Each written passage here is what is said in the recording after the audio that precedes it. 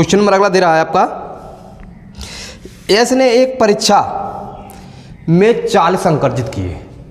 S ने एक परीक्षा में 40 अंक अर्जित किए, जबकि प्रत्येक सही उत्तर पर 3 अंक मिले। यानी प्रत्येक सही उत्तर पर 3 अंक मिले और गलत उत्तर पर 1 अंक की कटौती की गई है। 1 अंक की कटौती की गई है।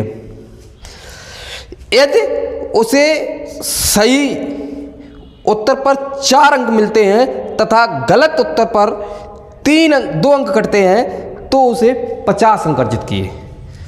तो परीक्षा में कुल कितने प्रश्न थे? देखो पहले समझिए, एस ने एक परीक्षा दी, गणित की परीक्षा, मान लो गणित की परीक्षा दी, उसने 40 अंक अर्जित किए। सही उत्तर पर 3 अंक और गलत उत्तर पर 1 अंक की कटौती कर दी गई है। ठीक है, फिर पुनः परीक्षा जिसे दे रहा, पुनः परीक्षा दी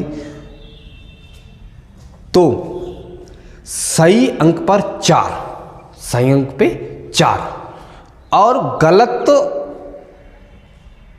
जो प्रश्न है, सही प्रश्न पर 4 और गलत प्रश्न है उस पर 2 अंक की कटौती की गई है। तो परीक्षा में कुल कितने प्रश्न थे? देखिए यहां पे लिखेंगे माना, देखो माना सही प्रश्न, ठीक है, सही प्रश्न मान लेंगे x है और गलत प्रश्न कितने हैं? y है। ठीक है, यानी सही प्रश्न आपका x है और गलत प्रश्न y है। अब आइए प्रश्नानुसार।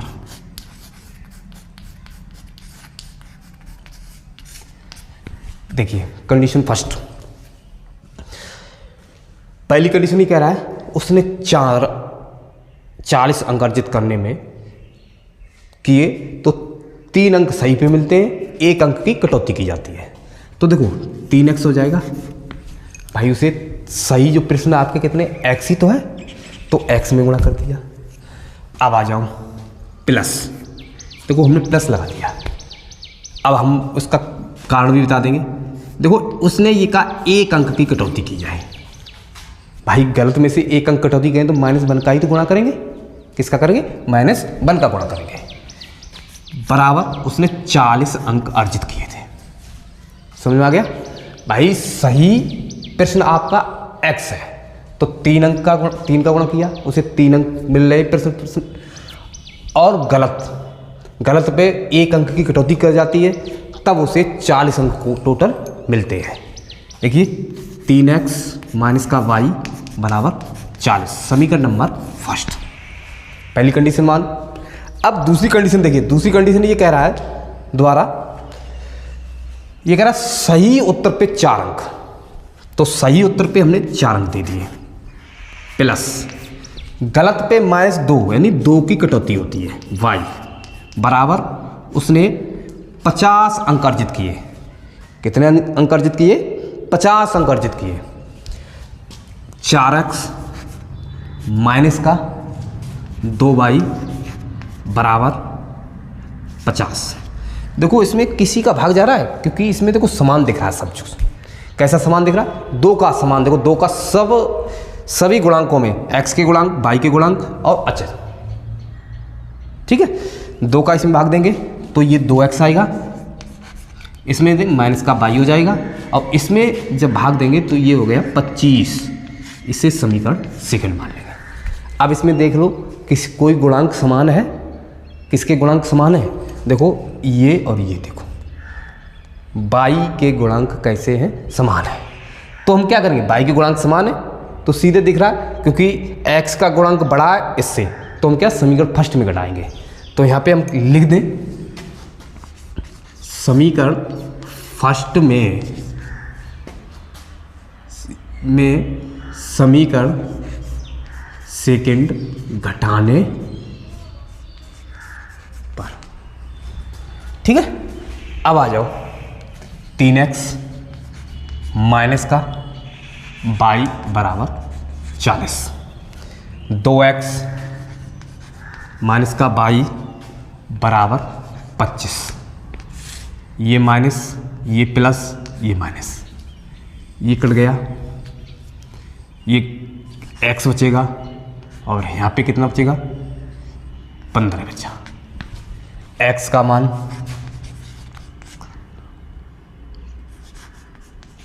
समीकरण फर्स्ट में रखेंगे या सेकंड में, किसी में रख दें। समीकरण फर्स्ट दे रहा 3 × 15 माइनस का y बराबर 40, 5 × 15 40 को उधर ले, सॉरी 15 × 45 40 को उधर ले आएंगे, माइनस को हो जाएगा और y उधर ले प्लस की हो जाएगी, y बराबर आगे 5। ठीक है, तो यहाँ पे लिख देंगे सही प्रश्न जो है कितने हुए 15, और गलत प्रश्न कितने हुए कितने 5। तो कुल प्रश्न कितने हो गए, कुल प्रश्न कितने हो गए, दोनों को जोड़ देंगे, कितना x प्लस का y, x का मान कितना आया था आपका, x का मान 15 और प्लस का 5, यानी 20 क्वेश्चन है। टोटल कितने 20 प्रश्न है।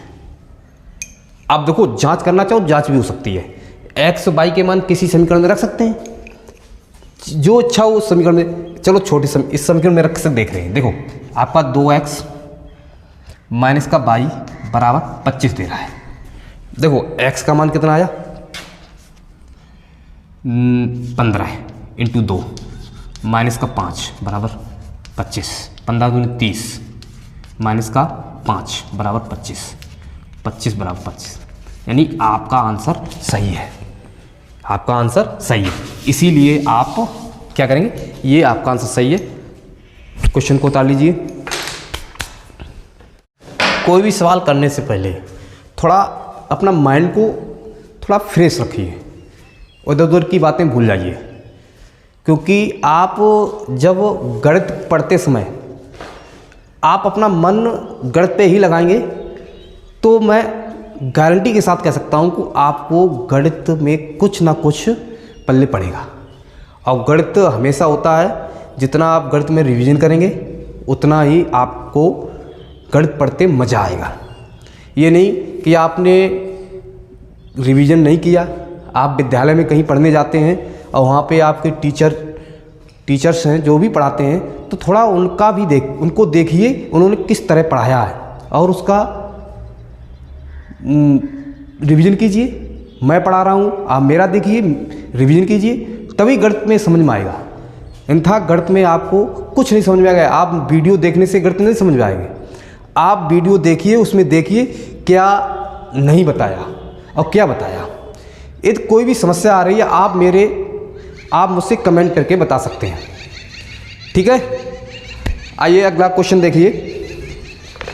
क्वेश्चन नंबर अगला दे रहा है, एक राजमार्ग, क्या दे रहा है, एक राजमार्ग पर दो स्थान, यानी एक राजमार्ग में दो स्थान ए और बी है, और ए और बी के बीच की दूरी जो है 100 किलोमीटर की दूरी है। ए से एक कार और बी से एक कार, यानी ए से एक कार और बी से उसी दूरी को, यानी दूसरी कार से एक ही समय चलना प्रारंभ करती है, यानी दोनों कारें एक ही समय चलना प्रारंभ करती हैं। यदि ये कारें भिन्न भिन्न चालें से एक ही दिशा में चलती हैं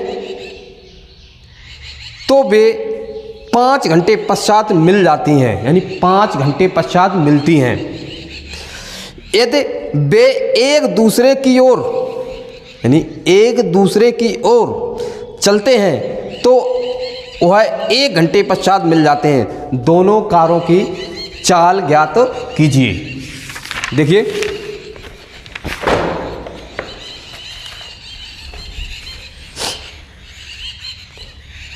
देखिए क्वेश्चन क्या कह रहा है।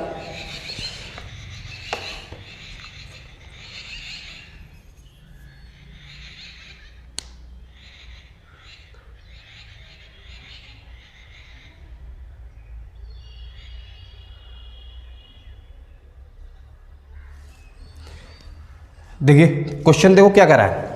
क्वेश्चन ये कह रहा है कि दो कारें हैं, जैसे मान लीजिए इस तरह के, ये ए है और ये बी है। एक कार यहां से चलना स्टार्ट करती है और एक की चाल कुछ और हो गई और दूसरी कार भी यहां से चालू होती है और दोनों कारें कहाँ चलती हैं, बी तक जाती हैं और इनके बीच की जो दूरी है वो कितनी है, 100 किलोमीटर की है। कैसी है, 100 किलोमीटर की है। अब आप खुद समझिए, कार यहां जा रही है यहां तक और दूसरी कार भी जा रही है, तो क्या होगा, चालों में अंतर होगा। भाई ये तो है नहीं कि ये कि और ये कह रहे कि दोनों एक समय यानी 5 घंटे बाद दोनों मिल जाती हैं, 5 घंटे बाद दोनों मिल जाती हैं, तो कार की चाल क्या होगी। तो समझिए, पहले यहां पर लिखेंगे, माना कार ए, ठीक है, कार ए की चाल बराबर मानेंगे x, ठीक है। किलोमीटर प्रति घंटा में है, किलोमीटर प्रति घंटा, सही। बी कार क्या है, कार बी की चाल 22 किलोमीटर प्रति घंटा, ठीक है। देखिए प्रश्नानुसार देखो ये कह रहा है कि 5 घंटे बाद